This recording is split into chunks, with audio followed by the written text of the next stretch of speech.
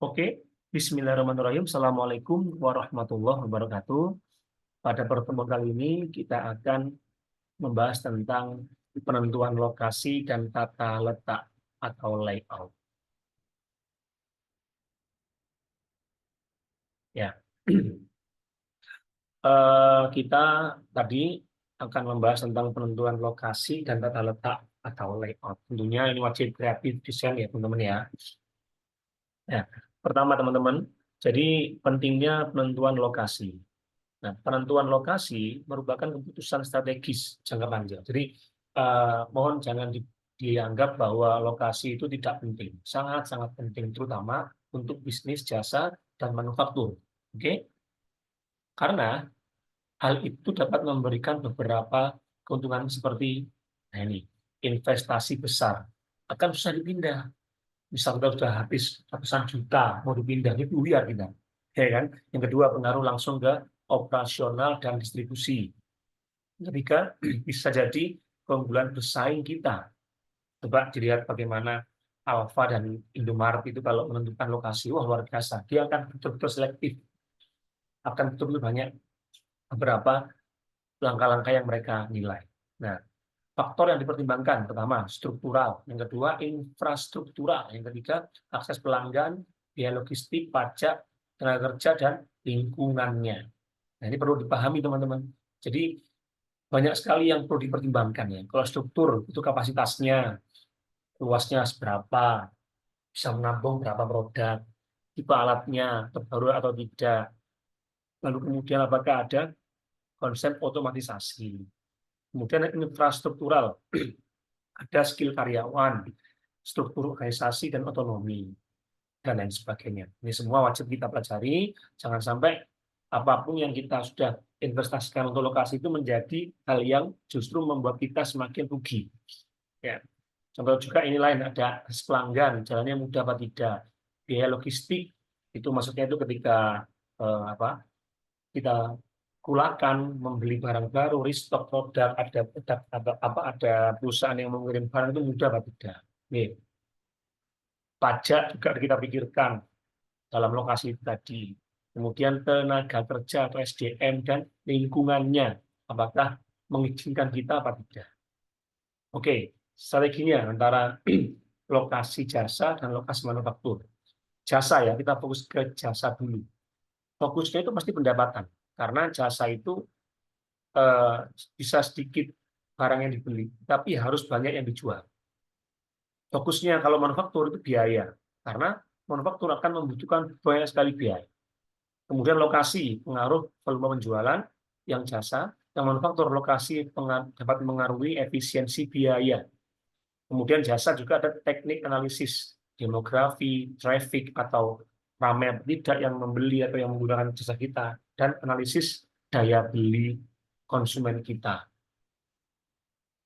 Yang manufaktur harus mempertimbangkan break even point. Apa itu? Bahasa Jawanya PO atau kembali modal. Ya. Terus transportasi juga harus dipertimbangkan dan analisis biaya.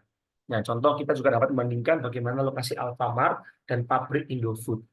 Nah, contoh ya, kalau Alfamart itu tentunya pasti karena dia masuk ke jasa retail ya, karena memberikan jasa pembelian barang-barang secara retail itu fokusnya di pendapatan. Harga bisa murah, tetapi harus banyak yang beli, ya kan? Dan itu lokasi juga dipengaruhi juga. Kalau Alfamart lokasinya harus dekat dengan penduduk. Agar apa? Agar penduduk mudah untuk membeli, sehingga banyak yang beli.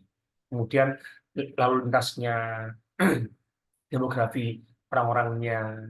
Ya. Kalau yang pabrik Indofood tentunya dia berada di lokasi-lokasi yang mungkin secara pendapatan kota itu tidak terlalu mahal atau gajinya bisa standar yang dimampu oleh perusahaan. Kemudian untuk yang pabrik Indofood juga harus di pinggir jalan raya, yang mana itu bisa mengakses ke seluruh kota-kota yang ada di target pasarnya. Oke, kemudian ada faktor yang memengaruhi pemilihan lokasi. Ya, ada faktor yang mempengaruhi pemilihan lokasi. Pertama, menurut Hexafer tahun 2000, faktor-faktor utama itu adalah pertama profil bisnis. Kita harus menyesuaikan lokasi dengan karakter operasionalnya. Jadi kalau misalnya kita itu masih di UMKM, ya nggak usah terlalu yang besar-besar sekali, enggak. Yang penting itu mudah jalannya, terus mudah aksesnya. Yang kedua, dominasi faktor tertentu, misal cost base, customer base, competitor base, atau yang mendasar pada biaya. Yang kedua, customer base yang mendasar kepada konsumen, dan kompetitor base yang mendasar kepada pesaing. Nah, ini perlu diperhatikan. Yang ketiga ada kriteria subjektif dan objektif. Yang keempat, kesalahan umum. Ya, itu perlu kita hitung semuanya. Karena kalau lokasi yang salah, artinya investasi rugi besar. Jadi jangan asal pilih karena murah saja. Nah, ini langkah-langkahnya ya. Jadi Anda bisa baca sendiri, yang mana intinya dari seluruh bagian ini itu adalah evaluasi lokasi yang layak memilih lokasi. Jadi ada eh, proses yang kita lakukan, yaitu memilih lokasi untuk mengevaluasi lokasi itu apakah sesuai dengan profil usaha kita, strategi bisnis kita, dan apa namanya itu dapat membuat usaha dan bisnis kita menjadi usaha yang lain. Oke, sekarang kita masuk ke tata letak, ya, layout-nya.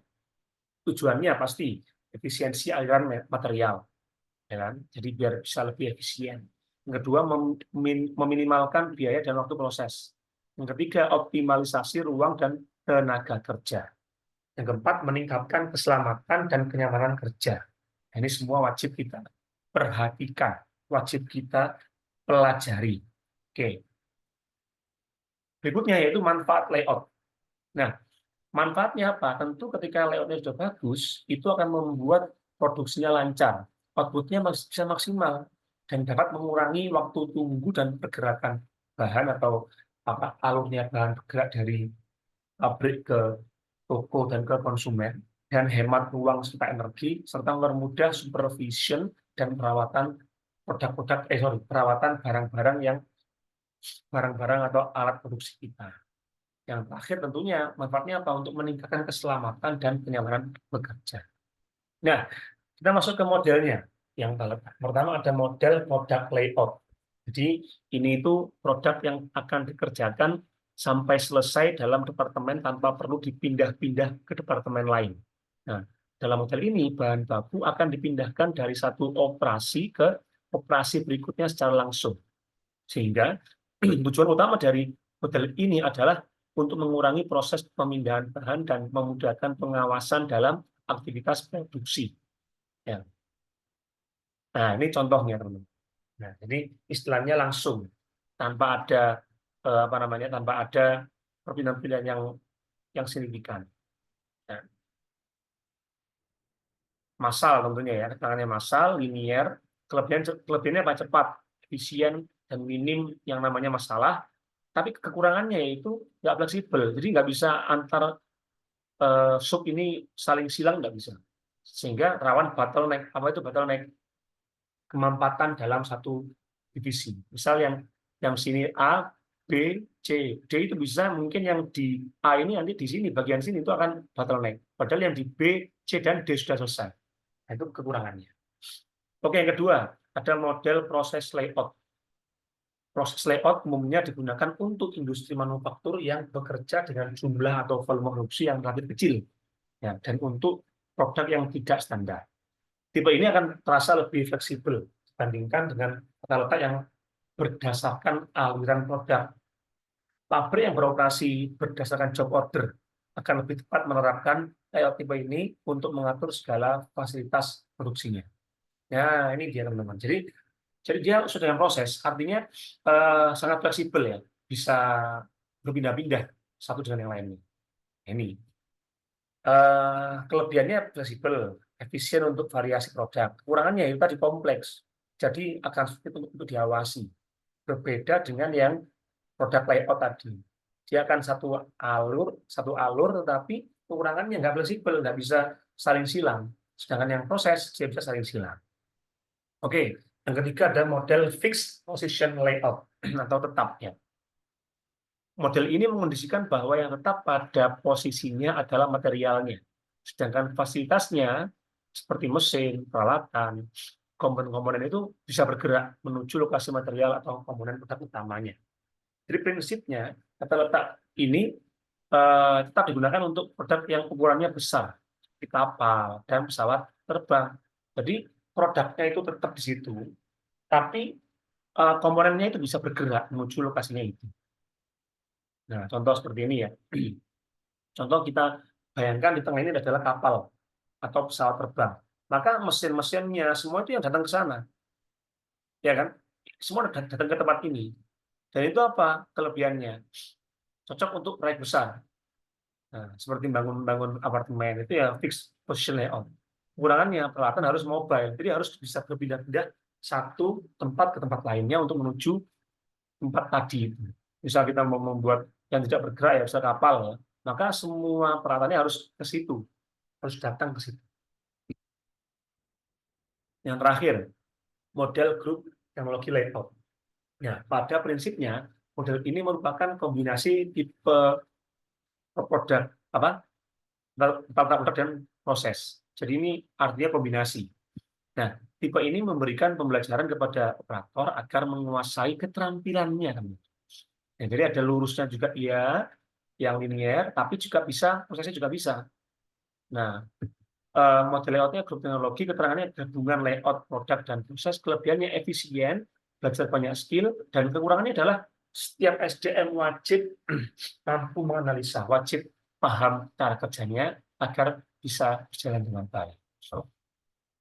Nah, perbedaannya nih, lokasi, jasa, dan manufaktur. Kalau yang tadi ya sudah kita bahas tentunya volume, pengurangan biaya, dan lain sebagainya. Tadi kita sudah bahas sedikit di awal. Intinya tentu di setiap masing-masing bisnis memiliki gaya serta cara dalam penentuannya masing-masing.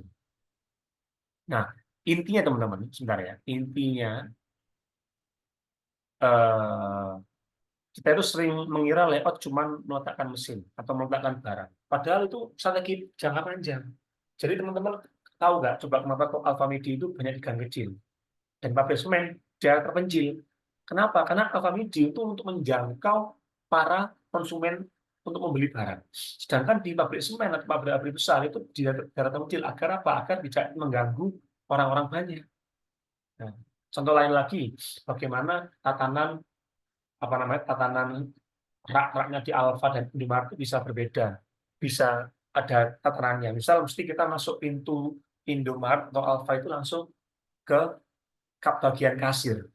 Agar apa? Agar kasir mampu mengontrol dan menjaga barang-barang yang dijual, tidak di belakang kasirnya, tapi di depan langsung dekat pintu.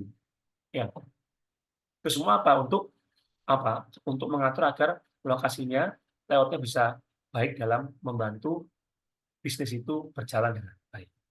Oke teman-teman, demikian yang dapat saya sampaikan. Semoga manfaat ya. Jadi teman-teman bisa belajar sendiri di rumah ataupun di online, baik itu pakai apapun semua, buku, AI, dan lain sebagainya. Yang penting kita bisa memahami bahwa layout dan lokasi itu sangat penting bagi bisnis yang akan kita jalankan. Oke, terima kasih. Semoga semua sehat selalu.